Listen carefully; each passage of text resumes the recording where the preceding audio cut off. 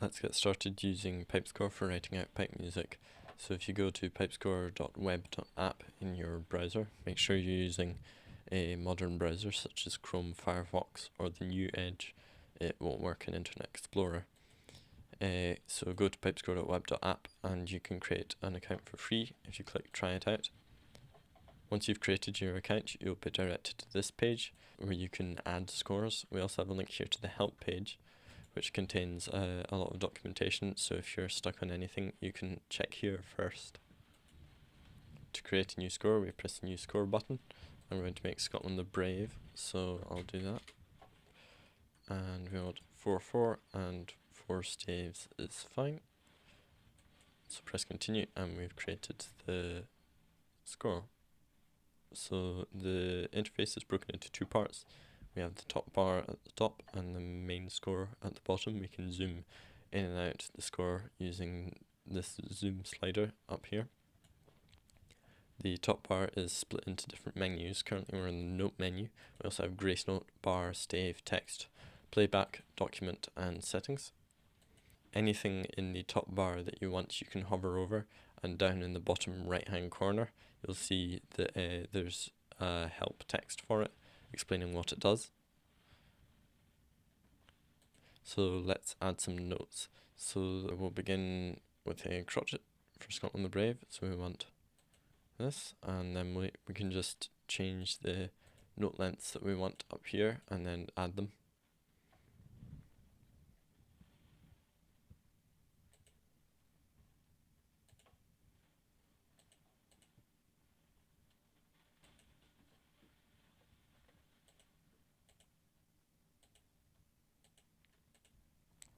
To dot notes, you can click the note and press the dot here, and you'll see that PipeScore automatically groups notes the correct way.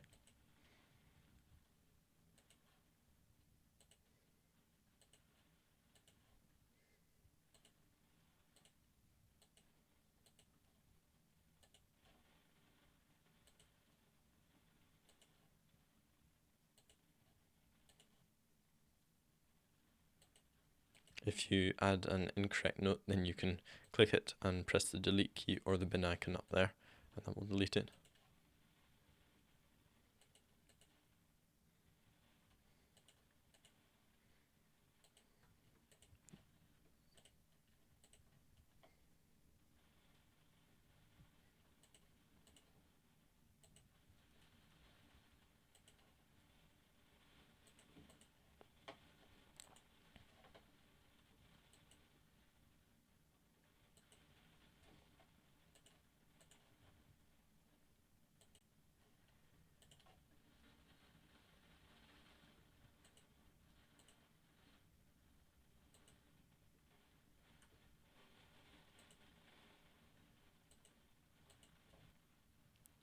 We can add grace notes now, so we'll go to the grace note tab, and we have different types of grace notes here.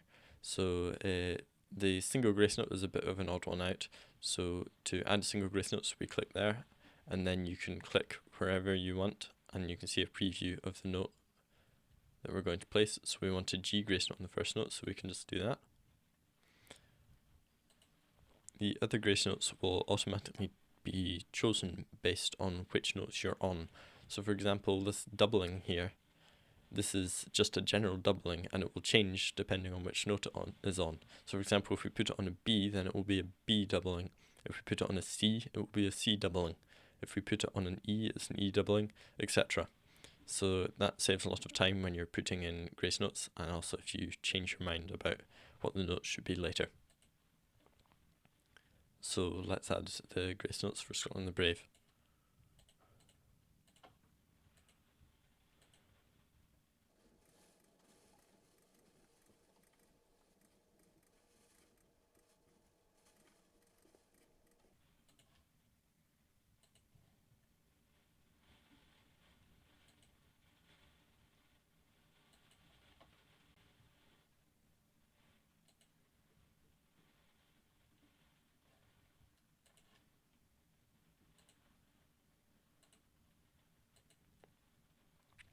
So that's the first line of music written out. There's a couple more things we can talk about with grace notes. The first is that if the grace note is on the wrong note, for example, this thrown D can only ever be on a D. So if we put it on a B, for example, or a C, you'll see that it's gone red, and that just means that it's on the wrong note. Another thing we can do is that if you want to put in a grace note that's not one of these up here, then you can create your own using single grace notes. So for example, we'll create our own made up grace note here, just by clicking and adding grace notes afterwards. You can delete single grace notes from these just by clicking the note head and pressing the delete button, or you can delete the whole grace note by clicking the beam at the top and pressing the delete button. Right now we're in landscape mode. We can also change to portrait under documents and then change to portrait.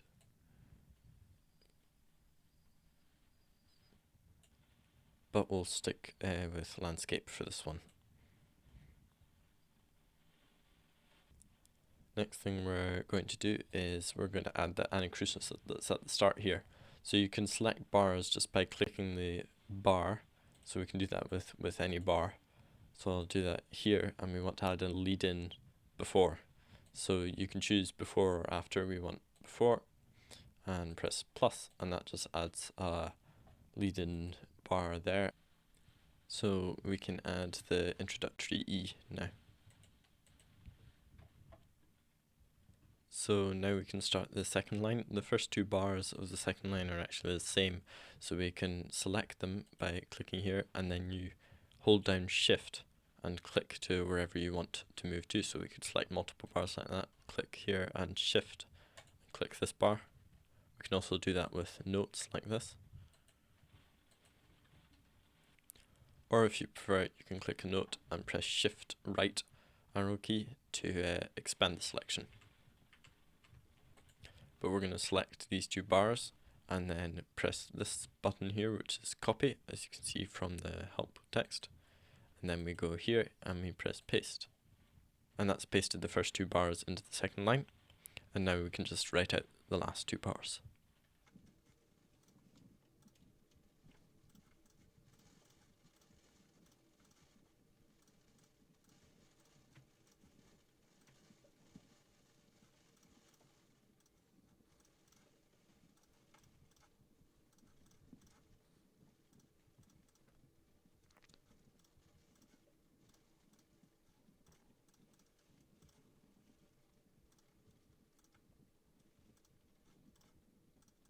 So now that we've written out the first two parts, we can add in a end part sign here. So if we go to here, we can change, so we could add a repeat at the end, but we're just going to have a part sign. And then here we have a part at the start and part at the end here. That's all of Scotland the Brave that I'm going to write out right now. I'll just show you how to use a couple more things in the interface. So we have second timings. You need to select the part that you want to add the second timing on, and you can change where it is by clicking on the lines that come down and dragging it. You can also change the text by double clicking on it.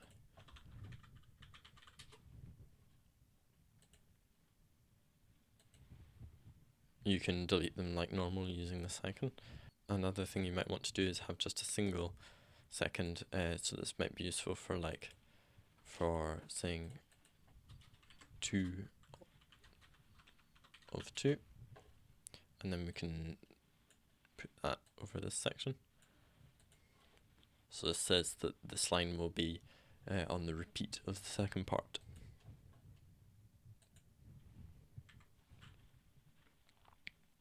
We can also edit time signatures on bars. If you select the bar, then you can click edit time signature and you get the time signature menu. For example, we could change this to cut time if we want.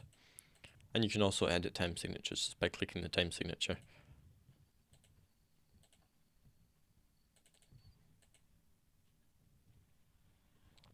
Under the text menu, you can add text boxes. So if we press plus, then we get one and we can drag it about. So I'll place it there and you can double click it like it says to edit it. So we'll say March.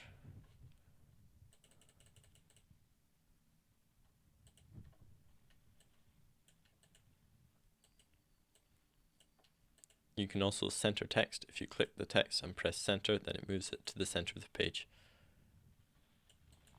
You can add staves before and after the current selection. So if we select here, then that adds a stave in the middle here. You can delete staves just by deleting all the bars in the stave. So you press the start and then press shift and press the end, and then we can use the delete button. In the settings menu, we have a few different settings that you can play a bit with. For example, the gap between the lines, the gap at the top of the page, margin, and the gap between the staves. You probably don't need to touch these, but if something isn't printing right, then you might want to do so. You can also disable the help that's down in the bottom corner here. So this has been a brief introduction to PipeScore.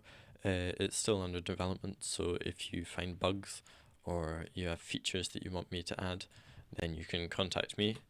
If you go to the PipeScore website, under the contact, we have an email address that you can email me. Also make sure you use the help page if you want to find out more about specific parts of PipeScore. Thank you for listening.